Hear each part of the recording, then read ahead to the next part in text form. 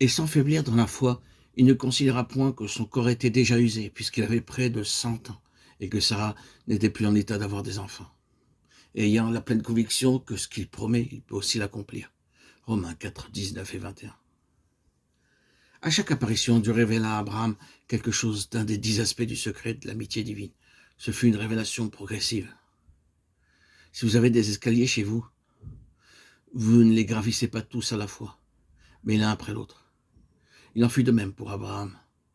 Dieu lui apparut 2 fois dans Genèse 12, puis dans les chapitres 13, 14 et 15. Le chapitre 17 relate la 6e apparition, lorsqu'Abraham était âgé de 99 ans et qu'il n'est plus possible à un homme d'avoir un fils. Lui et sa femme étaient devenus comme des arbres secs. En ce temps-là, il dut croire que malgré leur vieillesse, Dieu pouvait accomplir sa promesse. Romains 4, 19 à 24. À ce moment seulement, Abraham obtint une réelle foi. Pour obtenir une telle foi, Dieu dut patienter 25 années. Lorsque Dieu lui apparut pour la première fois, il avait la foi, mais pas une foi forte. Hébreux 11, 8. Il obéit à Dieu et quitta immédiatement son pays, sa patrie, sa famille, pour aller dans un pays nouveau et étranger. Bien que cela nécessitât beaucoup de sacrifices et de foi pour obéir ainsi, Dieu n'était pas satisfait. Pas à pas, il préparait Abraham pour l'acquisition d'une foi plus forte, jusqu'à ce que lui et sa femme soient devenus trop vieux pour porter des enfants. Ils ne purent pas avoir d'enfants jusqu'à ce que Dieu mette en eux une vie nouvelle. Ce fut le grand secret de la foi par lequel ils comprirent quelque chose de la puissance de la résurrection. Par cette même puissance, nous pouvons nous aussi vaincre toutes nos tentations. Afin que l'épreuve de votre foi, plus précieuse que l'or périssable, qui cependant est éprouvé par le feu, ait pour résultat la louange, la gloire et l'honneur lorsque Jésus-Christ apparaîtra. 1 Pierre 1,7.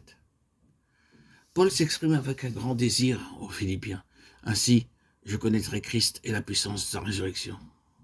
Bien que beaucoup de miracles fussent accomplis par son ministère pendant les années passées et que Dieu eût travaillé puissamment à travers lui, cependant, il déclare dans son âge avancé, « Je regarde toute chose comme une perte afin que je le connaisse lui et la puissance de sa résurrection. » C'est la plus forte puissance disponible pour les croyants.